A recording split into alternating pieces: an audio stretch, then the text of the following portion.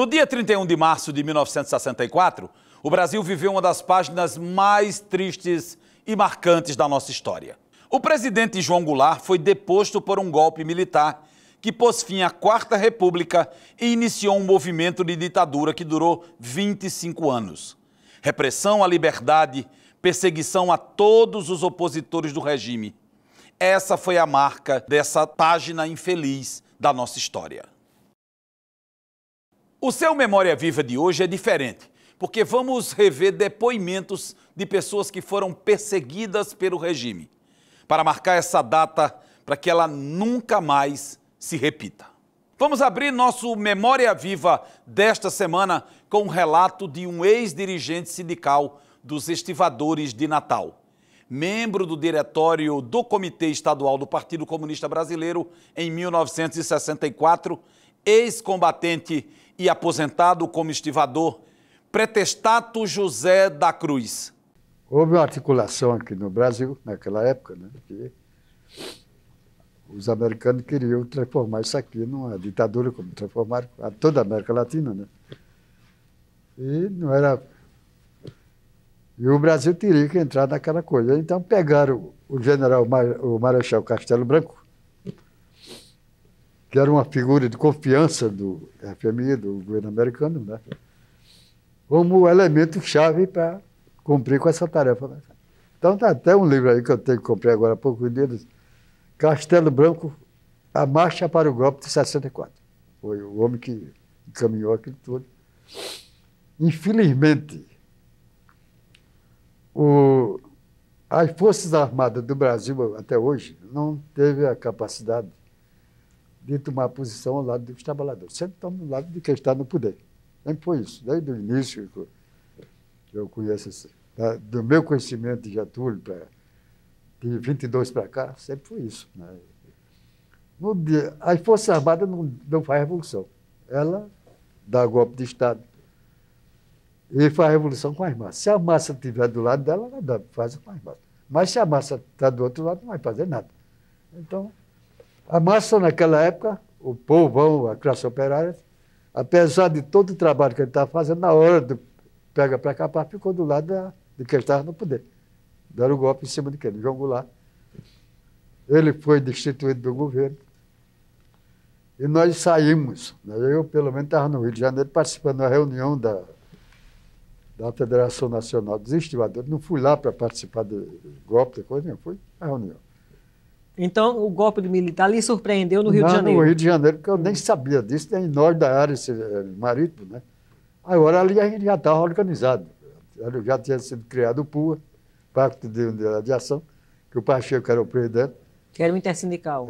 Depois a CGT, que era o Riano, que era o presidente. Comando Geral dos Trabalhadores. Né?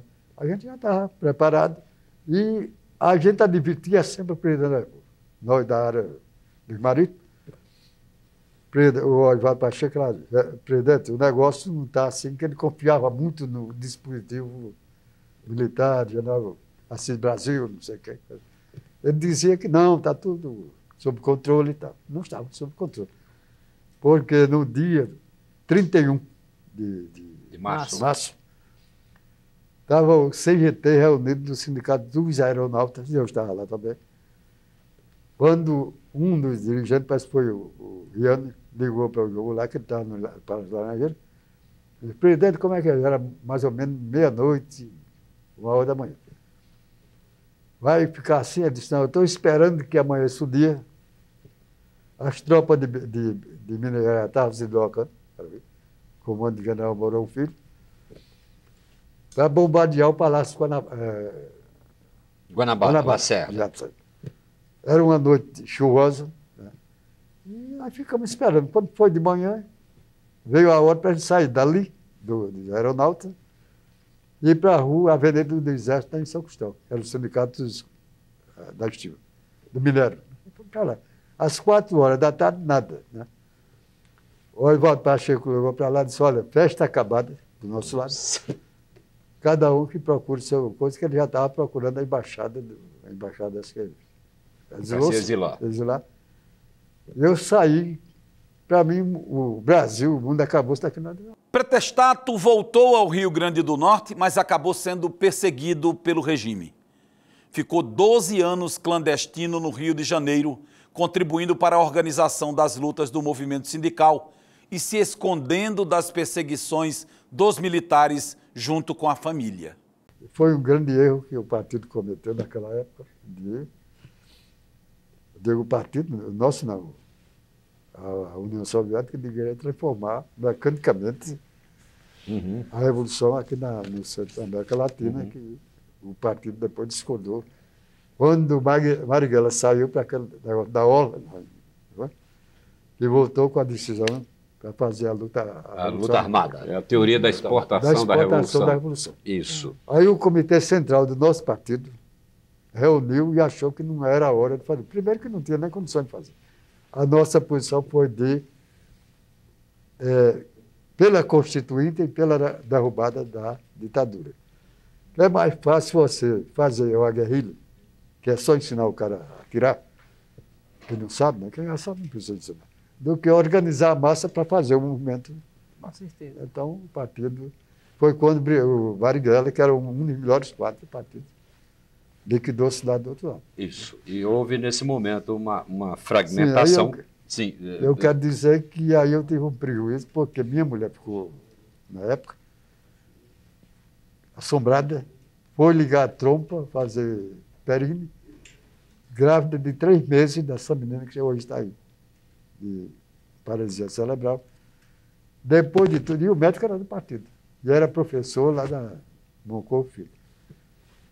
O exame não deu nada. Na hora ele disse, olha, sua mulher estava grávida, tem que fazer aborto. Eu era contra o aborto.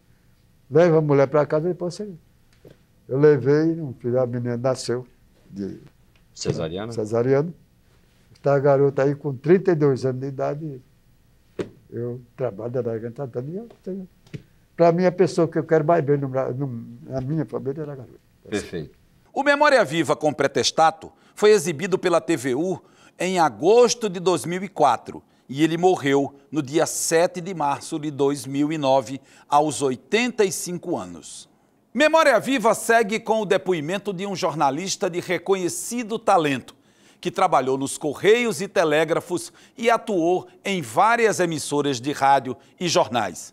Foi da Rádio Nordeste, da Rádio Cabugi, da Tribuna do Norte, do Jornal A República e do Diário de Natal. Ele também atuou na imprensa paulista, especialmente na Folha de São Paulo, onde trabalhou com o potiguar Calazans Fernandes. Vamos rever o depoimento do jornalista Ubirajara Macedo, que vai falar sobre sua experiência nesse difícil período da vida brasileira. Eu fui preso no dia 7 de abril, no saguão dos Correios Telégrafos. Estava eu e Machado. Qual ano? De 64. Tem que dizer. Então eu e Machado. Há exatos 40 anos. Machado, você se lembra de Machado? Eu lembro, Pastor Machado. Pastor Machado. Eu e Machado estávamos lá no saguão, quando chega um oficial, descendente de alemão, muito alto, aí dirigiu-se a mim e a Machado. Ele disse, o senhor conhece Raimundo Ubirajara de Macedo? Eu digo, sou eu próprio. Eu sabia que ninguém me prender. O que diabo ia fazer? E Machado estava perto de mim e apresentou-se também. E o senhor também está atrás de Machado? Ele estou. Então, os senhores estão convidados aqui para 16 aí. Aí fomos, eu e Machado, e depois foram mais. Então, Álvaro, não me lembro o sobrenome dele, Zé Antônio, todos eram da diretoria dos Correios, que eu era secretário, e Luiz Gonzaga de Souza era o diretor, que também esteve preso comigo também, que era professor, era de Macau, e fomos todos. Aí, quer dizer, eu e Machado e Álvaro e Zé Antônio fomos primeiros. Luiz ficou ainda. Quando fomos para lá, então ficamos eu e Machado numa cela, nós dois sozinhos. Depois, no outro dia, foram chegando os outros. Aí eu fui ouvido primeiro, pelo capitão médico, capitão Vieira, da Bahia. Aí, capitão Vieira, eu de frente para isso aqui, uma virola, uma virola pendurada no cimo da justiça. Uma virola? Uma virola, aquelas virolas que usavam de... Virola é instrumento de tortura. Explica aí o que é a virola é uma borracha com fios. Virola, na verdade, é um pedaço de polia. Polia que serve para girar dínamo. E eu, quando eu era jovem, tanto na cidade de Macaíba como na de São Gonçalo, onde meu pai atuava como professor, eu passava em frente àquelas prisões, aquelas delegacias, como chamavam naquela época, e via aquelas virolas penduradas. E sabia que muita gente boa levou virolada. Por conta de política, não era nem por ser ladrão, nem isso, nem assaltado. Perseguição. Mas eu digo, era por perseguição política. Eu sei de um que em São Gonçalo levou 45 lamboradas e no outro dia morreu. Nossa Senhora. Mas aí você foi... Isso antes... Mas diante da virola, você então começou a ficar assustado? Não, Deus me deu muita calma, muita tranquilidade para eu aceitar essas coisas com uma certa... com medo. Não vou dizer você que tinha medo, mas não ficava desesperado. Certo. Aquelas pessoas que estavam presas comigo, que ouviam os gritos, que eu via muitas vezes entrarem nas celas, como Eurico Reis e outros. É uma coisa que eu ia lhe perguntar justamente isso, que o seu livro diz assim, e lá fora se falava de liberdade. E qual a sensação, como eu já também passei o dia, uma vez, toda a vida no DOPS lá em São Paulo, eu queria saber qual a sensação que você sentiu, você está ouvindo gritos de outra cela? Eu estava numa cela, ali de frente para a Emília Fonseca, de frente para o Aeroclube. E de lá da nossa cela dava para ouvir altos-falantes passando e anunciando um tedel na frente da catedral. Esse tedel ia ser feito justamente para comemorar a liberdade do povo brasileiro. Aí eu ficava revoltado com aquilo. Eu preso aqui e se falando lá fora. E liberdade. Aí eu comigo mesmo, eu disse, se eu escapar dessa e um dia eu tiver liberdade para fazer um livro, o teu livro vai ser esse título, e lá fora. Que é muito bom, que é um belo de um título. Mas aí continue, aí você, o militar, enfim, interrogando você... Interrogando, eu não fui torturado, não. Eu, para bem da verdade, nunca fui torturado. Uma vez Albemar Furtado me encontrou comigo no talher e me deu um abraço. Os 3 ou 4 anos dele morrer. Tinha sido lançado um livro para aquela época. Ele disse, Bira, você... Alvamar. Aí ele disse, Bira, eu cada vez lhe admiro, porque você não é daqueles falsos heróis que depois de tudo vem dizer que apanhou, que sofreu. Eu digo, não. Alvamar, eu quero dizer a você o seguinte, a minha consciência não dá para essas coisas. Eu não apanhei. Agora, vi, assisti com esses olhos, pessoas entrando nas celas, todos sujeitos, e eu via gritos de pessoas. Quando o capitão Lacerda, até uma brincadeira, até que você me desculpem aí, Capitão Lacerda, no dia 15 de agosto de 1967, eu fui solto em 67, janeiro de 67. Mas no dia 15 de agosto de 66, dia de Nossa Senhora, era um feriado religioso, todo mundo ali e tal. Quando lá vem um jipe de Capitão Lacerda, que era um terror, né? Aí Capitão Lacerda chegou e tal, com 15 minutos, mandou buscar 3 presos que ele tinha pavor. Um era Eurico Reis, um rapaz de Recife que tinha origem aqui em Mossoró. Daquela família. Da família Reis. A família Diabo. Da família Diabo. Que teve que até casou com um padre, um amigo meu, um padre Manuel Barreto. E lá vem os 15 minutos. Aí Volpiano Cavalcante, que era um especialista nessas coisas, já tinha sofrido muito. Ele disse, hoje é o dia de vocês gritarem, porque é um dia feriado, tem pouca gente aqui na cela, e isso vai ocasionar um mal-estar na opinião pública. Então gritem. Ai, meu Deus, Nossa Senhora. Tinha gente que não acreditava em Deus. Então, fala-me Deus. Como eu digo, fala-me Nossa Senhora. Seguindo a orientação de Volpiano. De Volpiano. Aí Eurico Reis, no grito lá da cela, era perto dali da guarda, né? E aí tuzia. Aí disse, o piano, o senhor vai acabar comigo? Fala-me Nossa Senhora. Depois foi um pretinho chamado Valdier. Esse pretinho, quando entrou, por causa da origem humilde dele, mas que era gente muito boa, Volpiano encarregou, Lacerda, encarregou de vigiar a gente, anotar o nome, as conversas. Aí tudo o Valdir ficou calado, mas não anotou nada. O menino era muito sério, não anotou coisa nenhuma. Depois, 15 dias depois, ele chamou o Valdir e disse: cadê o que eu pedi? Eu digo, o Valdir disse: não tive coragem. Era um povo tão bom, tão amigo, e haja lá para em cima dele. Haja virola. Haja virola. Você já viu Valdir entrou nesse dia, todo sujo de sangue. O depoimento do jornalista Ubirajara Macedo ao Memória Viva foi prestado no dia 15 de julho de 2004. Birinha morreu na manhã de julho de 2019, aos 99 anos. O Memória Viva segue agora com o depoimento do advogado Juliano Homem de Siqueira, que em 1968 ingressou na Faculdade de Direito de Natal. Durante a ditadura, ele passou a viver na clandestinidade e, como militante comunista, atuou na luta armada. Juliano foi preso político no início da década de 70. O que aconteceu naquele momento histórico não é o que nós queríamos, foi o que nos foi imposto. Juliano, ilustre isso com a sua própria prisão. Você estava dizendo que quando chegou aconteceu essa coisa. Eu fui preso na casa de um grande brasileiro, Apolônio de Carvalho. Infelizmente já falecido. Quando eu cheguei na casa do Apolônio, pensando que ele estava da resistência francesa. Sim, herói da resistência francesa, da Guerra Civil Espanhola. Um desses ícones que você falou. Cidadão francês, coronel do exército francês, coronel do exército espanhol hoje. Nome de rua em Paris. Nome de rua em Paris, tem uma rua em Paris com o nome do coronel Fabiano. Tem um nome de rua em Paris com o nome do comandante Apolinário, que era Apolônio de Carvalho, que era o nome dele que está lá no Subterrâneo da Liberdade, do Jorge Amado. Jorge Amado, certo. Então, sim, e aí você estava na casa dele. Fui preso lá.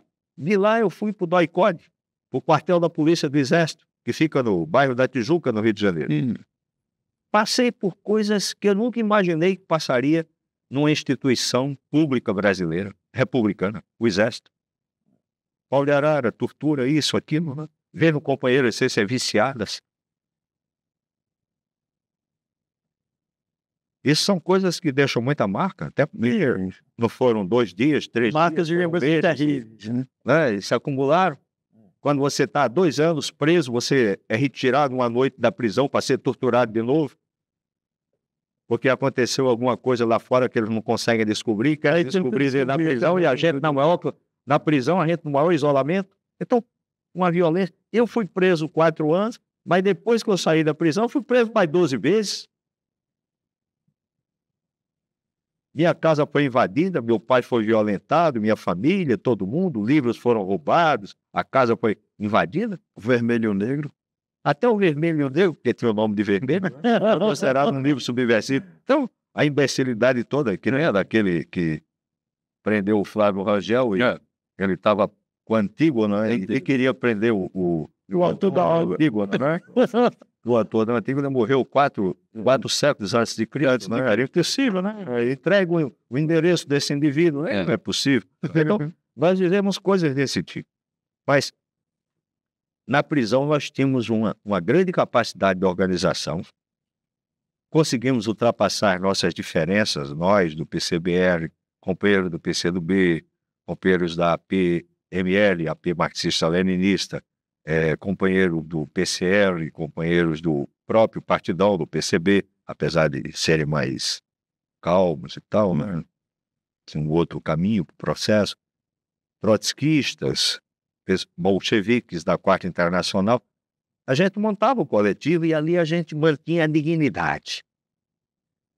Que era difícil, muito difícil manter, mas entre nós não existia problemas menores. Existiam problemas políticos, divergências e tal. Mas a gente conseguia comemorar o 1º de maio, conseguia comemorar o aniversário da Revolução Russa, da Revolução Cubana, da Revolução Chinesa, não é? O 7 de setembro, o Tiradentes, o 21 de abril, a gente reunia, fazia discursos, etc. Tinha jornal mural, a gente montava e desmontava o rádio todo dia para escutar em rádios internacionais. para saber como é que ia a guerra do Vietnã, torcendo pelo povo vietnamita. Então, dentro da cadeia, a gente estabeleceu a resistência. Uns passaram a defender a resistência armada à ditadura, outros passaram a defender, até taticamente, de uma forma correta, depois a vida provou, a reunião das forças democráticas, populares, etc. Mas correta em parte, porque eu não nego a resistência armada, eu não abdico disso. Tem muita gente, como por exemplo o Ferreira Goulart, que diz eles não tinham o direito de apelar para a resistência armada porque quando a ditadura nos prendia, nos torturava como se nós estivéssemos na luta armada. O problema não era nosso, o problema era da ditadura. Então, concretamente, você não tinha sindicato, não tinha grêmio estudantil, não tinha passeata, não tinha comício, não tinha reunião, não tinha direito a nada. Reagir como? O depoimento do advogado Juliano Homem de Siqueira foi gravado pelo Memória Viva em agosto de 2006. Memória Viva dá uma paradinha rápida e a gente segue daqui a pouco com depoimentos exclusivos sobre a memória de um tempo infeliz dos anos de chumbo da história brasileira. Memória Viva está de volta com sua edição especial em que estamos lembrando um período dos mais sombrios da história do Brasil, a ditadura militar. E para contar um pouco dessa história, estamos revisitando entrevistas exclusivas que estão guardadas para sempre na memória do Memória Viva. Um desses depoimentos marcantes é do advogado e sociólogo historiador Gileno Guanabara. Ele participou ativamente da campanha de Pé no Chão Também Se Aprende a Ler, na administração do ex-prefeito Djalma Maranhão, que foi cassado pelo golpe de 1964. Nesse período, o estudante do Ateneu Norte-Riograndense Gileno Guanabara foi líder estudantil e não aceitou aquele golpe à democracia. Eu me preparava para a reeleição no diretório. Olha, Tarcísio, foi uma das coisas mais traumáticas na minha geração, pelo menos comigo, foi eu sentir que o pai da nação era o presidente, era o homem que encarnava aquela posição. Ser deposto por um golpe militar, por militares rebelados. Não aceitei. De manhã cedo cheguei no Ateneu, fiz uma mobilização nas turmas, o professor Amaral quase morre do coração, Crisan Semineia esbaforida e eu suspendendo as aulas, saí em direção à Prefeitura de Natal com essa passeata. É mesmo? A primeira passeata estudantil contra o golpe de 64, nós saímos do Ateneu em direção ao QG da legalidade. Coisa fantástica. Quando chegamos na Prefeitura, Djalma Maranhão com a sua equipe, tentando localizar o rádio com o Recife, com a Rádio Clube Pernambuco, com a RAIS, e então o manifesto foi divulgado. QG da legalidade, Natal e tal. A partir daí, foram aquela sequência de atos que foram aprofundando a crise. E eu frequentava a Secretaria de Educação, Moacir de Góes na Ribeira, ia para o Ateneu, descia para lá, de lá subia para a Prefeitura. Foi quando houve a invasão do prédio no dia 2. Eu estava lá, 5 horas da tarde, 4 horas. Houve uma assembleia no DCE, com João Faustino, no DCE lá da Deodoro. Nós fomos para lá, João Faustino fez um manifesto, o Exército chegou e proibiu, nós voltamos para a Prefeitura. Mais ou menos às 6 horas da noite, alguém informou que as tropas estavam entrando, adentrando o prédio da Prefeitura. Eram 2 colunas de soldados armados, até em cima, e foram nos expulsando, empurrando alguns, e fomos descendo e fomos saindo, e Djalma foi o último a sair. A partir dali nós seguimos. Eu fui logo para casa, que eu morava próximo, Luiz Maranhão seguiu para a residência dele lá na Rio Branco. Quer dizer que Luiz estava na ocasião, estava também. E viu Djalma ser preso? Também saiu caminhando, todos nós saímos andando. Djalma pegou um carro preto, 5 Chamborg na época, e saiu nesse carro, e aí, a partir daí, eu fui para a casa de um tio, de lá fui para Recife, e aí vieram as prisões, as notícias desgringolada total da Prefeitura de Natal e da prisão de Djalma e de todos os secretários.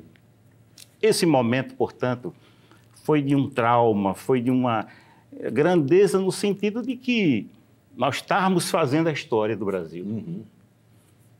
E eu não podia se dizer inocente, mas eu tinha uma formação política recente. Certo.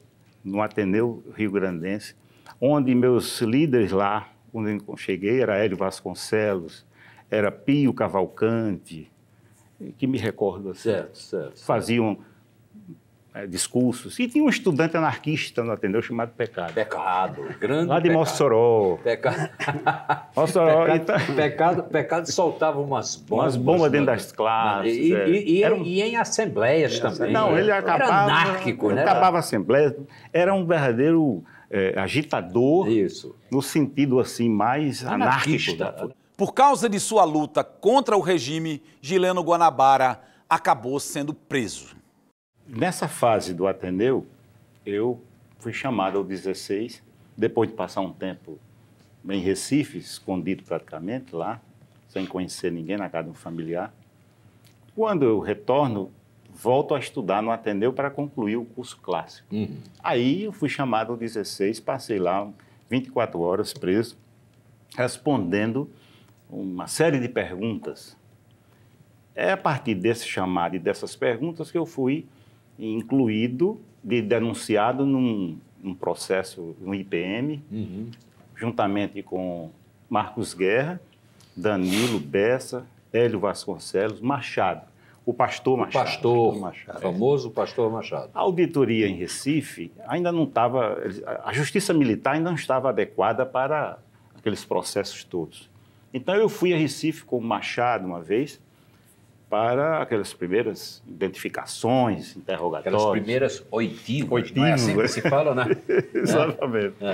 Então, quando eu vi a autoridade militar, o promotor militar, né, aquelas perguntas incisivas, foi que eu vi o peso do negócio, né, da história. Foi que eu né? me meti, né, direito? Pois bem. Então, já na faculdade de Direito, depois do vestibular, o doutor Otto me procurou uma vez e disse, olha aqui, eu obtive agora um habeas corpus para Marcos. E o negócio era tão gritante, tão escabroso, que o tribunal mandou conceder habeas corpus para todos os outros e você, Gileno, foi beneficiado. E mostrava a mim, olha, o que deu processo aqui no Brasil, a França deu prestígio e títulos. Aí mostrava os títulos que Marcos tinha, decorrente da alfabetização e da política que nós fizemos aqui na época. Isso anos depois, né? Ele comentou já em 66, com você. 66. Marcos continuava na Europa. Sim. Então, entramos na faculdade e aí era aquele clima de a universidade subjugada, não é? A universidade tinha tido IPMs, comissões de políticas para punir alunos. A universidade, embora não tenha punido, mas tinha formalizado as comissões de inquérito. Era reitor, na época, o doutor Onofre Lopes, que obedecia praticamente aquele mandamento geral, porque era um momento que a ditadura não era tão fascista, mas ela era autoritária. Sim, claro. Submeteu imprensa, submeteu universidade, submeteu tudo à sua vontade. Eleição direta não havia, né? Para governador, nem para presidente da República. Então a gente entra na universidade dentro dessa expectativa. As aulas de direito, querendo ou não, estão vinculadas à questão democrática, de liberdades públicas, né? Direito constitucional e tal. Um dos professores que me impressionou foi o doutor Múcio Ribeiro Dantas, por exemplo. Quando ele, numa das aulas, proclamou que o direito que alcançava um, alcançava todos. E era preciso não ter... Aí batia palmas nas aulas. Já nessa altura a gente não tinha o peso de Câmara Cascudo com as suas aulas, né? Já tinha saído. Quem tinha entrado era Método de Oliveira Costa. Otto Guerra era, de qualquer maneira, um homem já mais experiente por conta da experiência do filho. Então, a faculdade, Alvamar Furtado era um homem que tinha participado das lutas em 45 em Recife, naquela famosa passeata A do redemocratização, estudante, etc. a morte do estudante democrata. Democrata. Souza. Então, havia um clima assim, né, de respeito e tal. No ano de 1968, mais de 900 estudantes foram presos durante o 30º Congresso da União Nacional dos Estudantes, a UNE, em Ibiúna, São Paulo. Gileno participou desse evento, que era considerado clandestino, porque as reuniões da UNE estavam proibidas pela ditadura militar. Eu saí na faculdade de turma em turma, enquanto que Juliano, Zé Bezerra Marinho, junto lá com o grupo Emanuel Bezerra, aquele grupo assim mais sectário, Dermir Azevedo, fizeram a campanha da clandestinidade, digamos. O grupo ia clandestino e eu querendo ir aberto.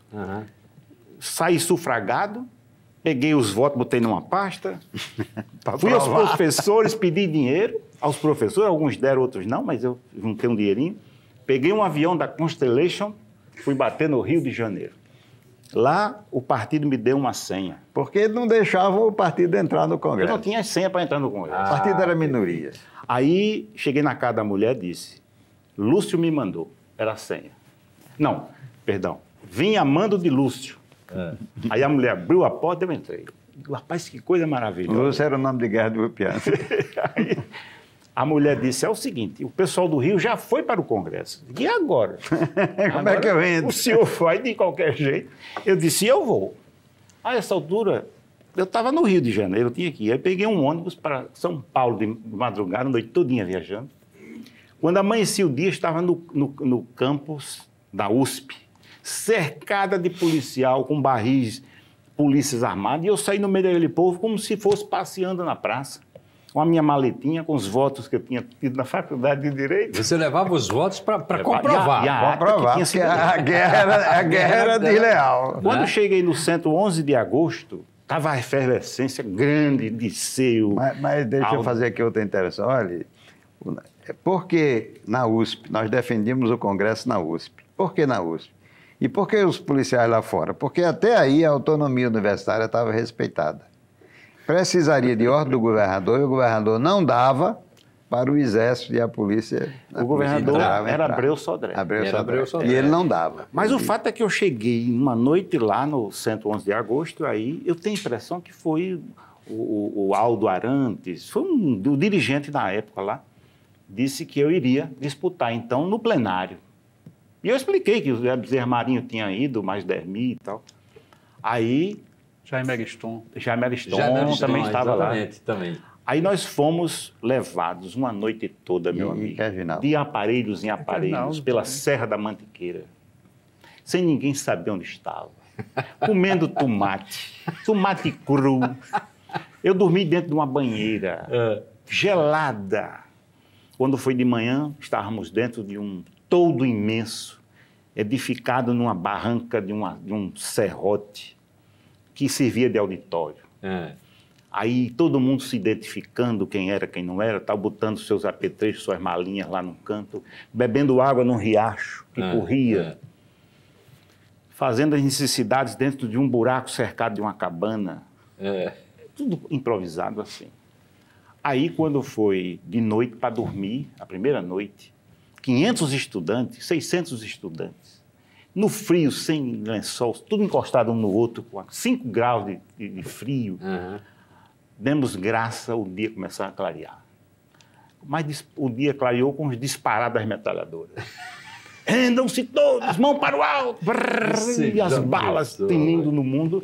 E nós fomos saindo todos de mão na cabeça, formando a fila indiana. Quem pegou sua bolsinha, seu treco, foi saindo.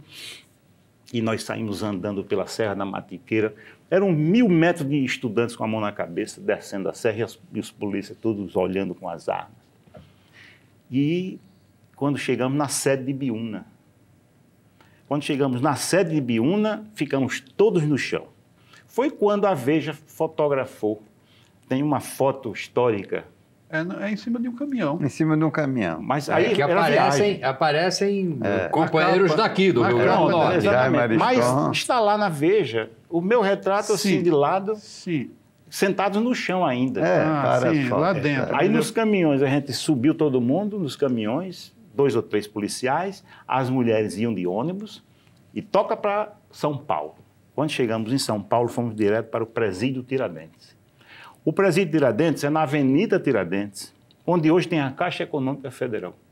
E foi preservado o portãozinho de entrada de pedra. Eu passo lá ainda agora e vejo o portãozinho, onde nós entramos algemados, assim, um ao outro, identificados e jogados naquele presídio do primeiro andar.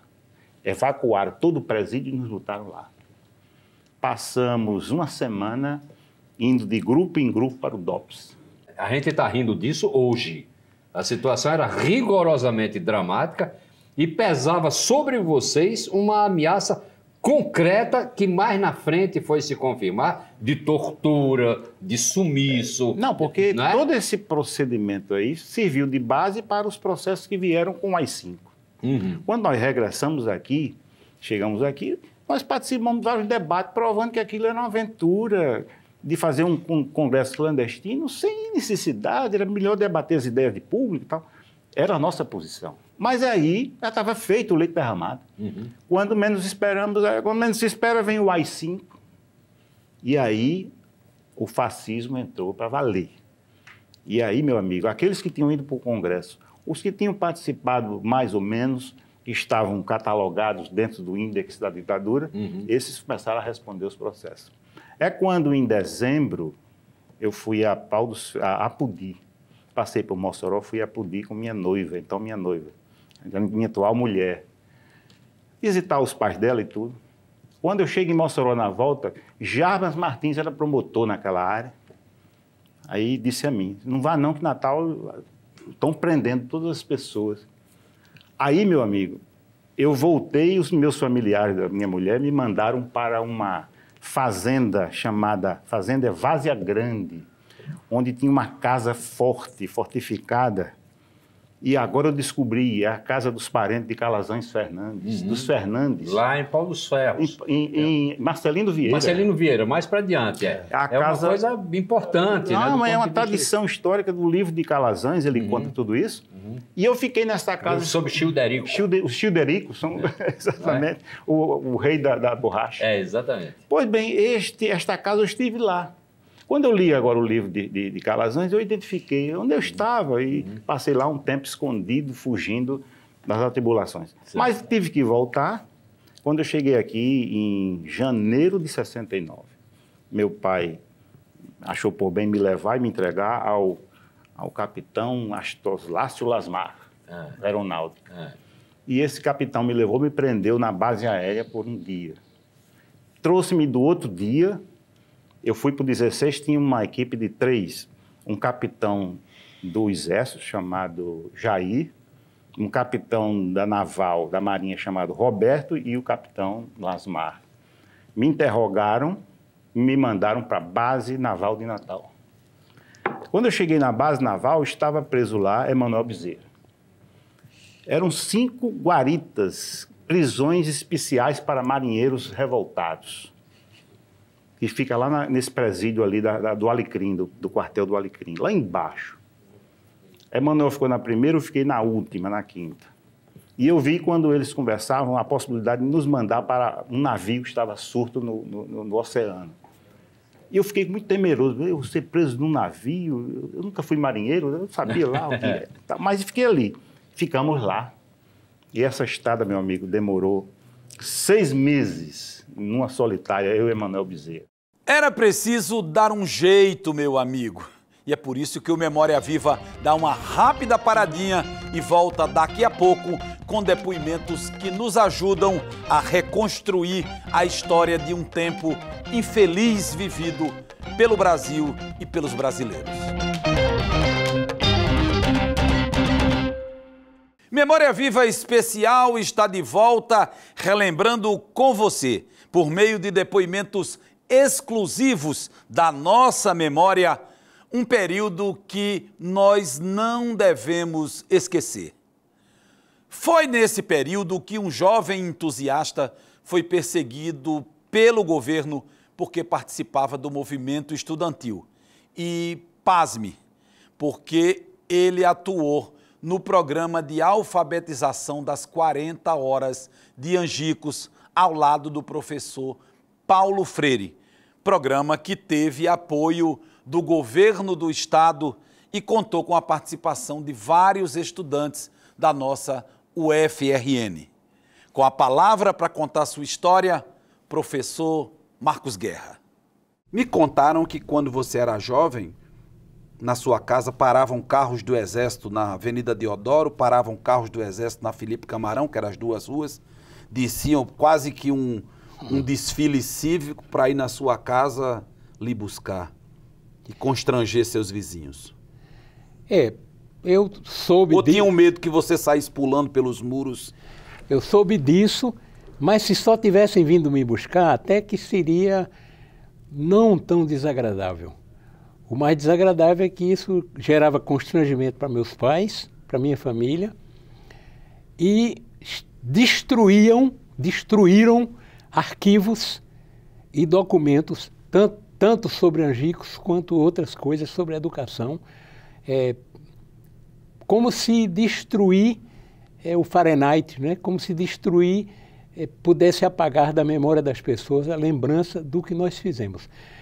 Aquilo ali foi uma violência indescritível, desnecessária e até hoje inexplicada. Não é porque seu nome era Marcos Guerra, eles declararam guerra a você, você sendo um sujeito de paz? Não, é uma violência covarde, uma violência comandada de fora, comandada através de pessoas que governavam Rio de Janeiro, Minas Gerais e outros. Olhavam no mapa e diziam aqui, pronto, esses aqui. Exatamente. Era uma maneira, é como se retirando alguns de circulação fosse possível de... Matar o sonho. Exatamente. Então, eu não queria resumir essa situação na minha pessoa. Há uma geração, ou há gerações que foram dizimadas e tolhidas, e eu, ao momento dado, não suportei mais esse entra e sai de prisão, entra e sai de tortura. Consegui, graças aos habeas corpus que papai obtinha, consegui terminar o meu curso de Direito. Você falou no 8 de dezembro, e no 9 de dezembro peguei um avião, fui procurar sair do Brasil, primeiro na Bahia, depois em Rio de Janeiro, depois em São Paulo, e só consegui sair no dia de Natal de 65. Marcos, por que você foi embora e não ficou aqui? Eu não tinha mais saco e nem tinha certeza de que continuaria vivo fisicamente, mas sobretudo são mentalmente. É muito difícil uma prisão e a violência na prisão é muito difícil e não era do meu feitio. E há uma informação que eu recebi que o seu pai ou você recebeu um aviso de que ou Marcos vai embora ou vai para o cemitério do Alecrim? Digamos, cemitério do Alecrim é até uma bênção, porque em geral não é isso não, é jogado num rio ou no mar, entende? E a família não encontra o cadáver. Você então avalia hoje que você seria o próximo Emanuel Bezerra? O Emanuel ou o Luiz Maranhão, que até hoje não tiveram coragem de devolver a família, coisa que as guerras mais violentas fazem. Tem um momento de pausa para que cada família possa enterrar os seus mortos, entende? Não, eu não era do meu, não estava no meu projeto ser vítima desse tipo de coisa. Eu preferi e contei com a solidariedade de amigos franceses, amigos... E por que Paris? Exatamente, porque chegou através de uma entidade que chamava Comitê Católico contra a Fome, que tinha relações com os ex-assistentes da JUC, da qual eu fiz parte, e que moravam em Paris, Sena e Almeri, e com um padre daqui de Natal, o padre Zé Luiz, que também morava em Paris. Eles conseguiram articular um caminho de solidariedade para receber pessoas. E essa articulação aqui era feita com o aval de quem da igreja? De Dom Eugênio Salles? Não sei. eu não conheço. Eu acho que passava mais por Helder Câmara de que Dom Eugênio. Que também teve um papel importante de levar os jovens da JUC para esse mundo seguro, arranjando escolas, bolsas de estudo, para que eles se formassem todos, como Assis Câmara, como Jardelino. Aí já foi Dom Eugênio. Dom Eugênio articulando ajudas da Misério, que era uma agência dos bispos da Alemanha. E das escolas católicas para recebê-los lá. Exatamente. Mas vamos voltar aqui, para a Vaca Nada Fria. Natal, dia de Natal, sua família com aqueles meninos todos sentados em torno da mesa, aquele Natal idealizado de sessão da tarde, e você... No mundo. Eu me lembro que era verão... Teve medo de ser preso, Marcos? Em algum momento dessa sua fuga? A barra pesou, você disse, dancei. Não. Talvez havia uma ansiedade. Você foi disfarçado? Não.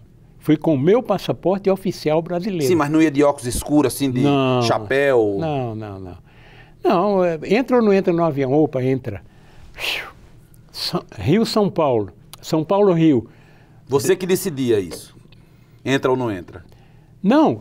Ou tinha uma rede essa era a minha dúvida. Sim. A minha intenção era entrar. Tanto que...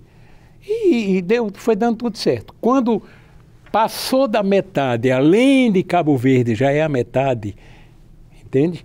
Do voo entre Brasil e Europa, quando passou da metade, digo, bom, agora, Aí cheguei lá, fazia menos 17 quando eu cheguei em Paris. Menos 17 graus. Você sai daqui, em São verão... Paulo, 47, 43, 47 graus. E pega menos... 17. Você levou pelo menos um blusão ali? Sim, tinha um casaco, sim, que tinha ficado no Rio de Janeiro, mas que magicamente entrou numa mala, num avião, que eu recebi lá em Paris. Quer dizer, já naquela época existia uma rede de solidariedade trabalhando para proteger... Exatamente. Essa geração do bem. E você desembarca em Paris. Falava francês já? Não. Tinha estudado um pouco aqui na Aliança. Tinha alguém lhe esperando no aeroporto? Tinha, mas houve um desencontro porque o avião atrasou. Mas eu tinha um endereço e fui para um hotel ao lado da casa onde moravam esses amigos. Que eram quem? Padre Almeri e Padre Sena, 2 padres que tinham sido assistentes da JUC. É lá onde você começa a sua nova vida.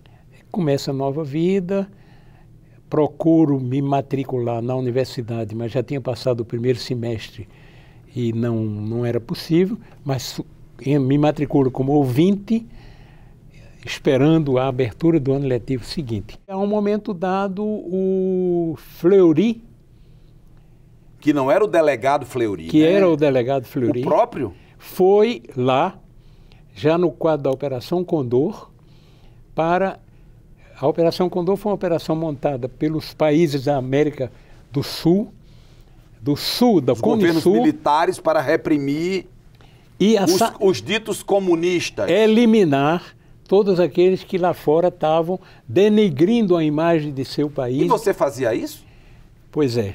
Eu tive a felicidade de fazer parte de um grupo que nós criamos um FBI. Espera aí, rapaz. FBI é coisa de americano. Pois é, mas eu sou americano.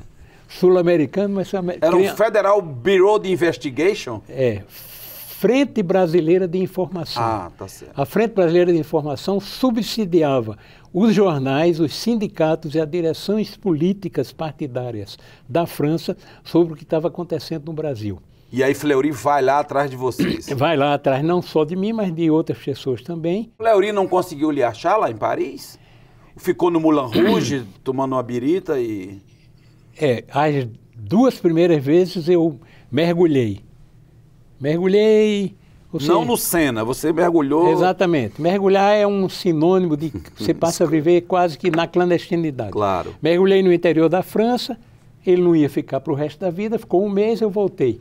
A segunda vez eu saí, fui para a Bélgica e a Suíça um pouco, enquanto ele vai embora também.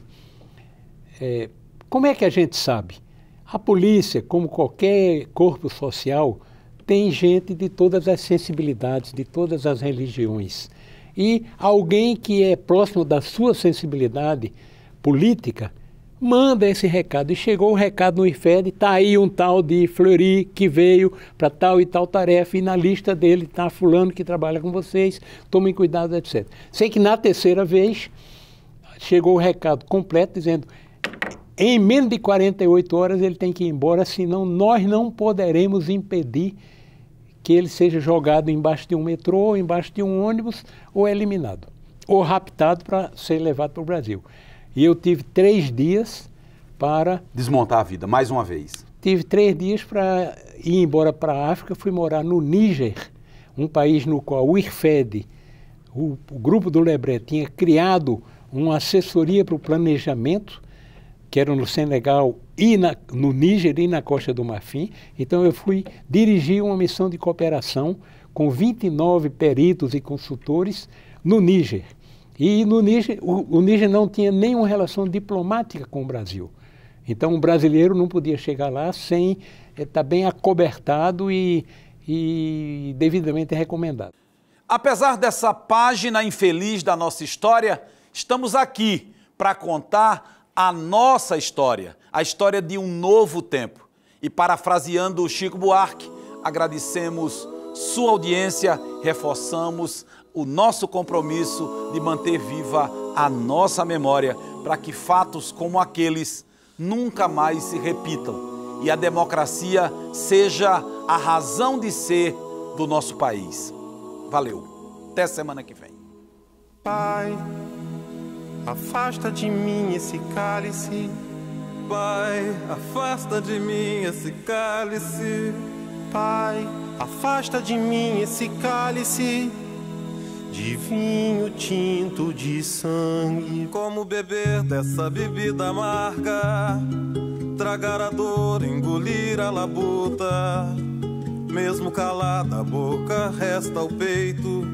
Silêncio na cidade não se escuta. Talvez o mundo não seja pequeno, nem seja a vida um fato consumado. Quero inventar o meu próprio pecado. Quero morrer do meu próprio veneno. Quero perder de vez tua cabeça, minha cabeça perder teu juízo. Quero cheirar fumaça de óleo diesel, me embriagar até que alguém me esqueça.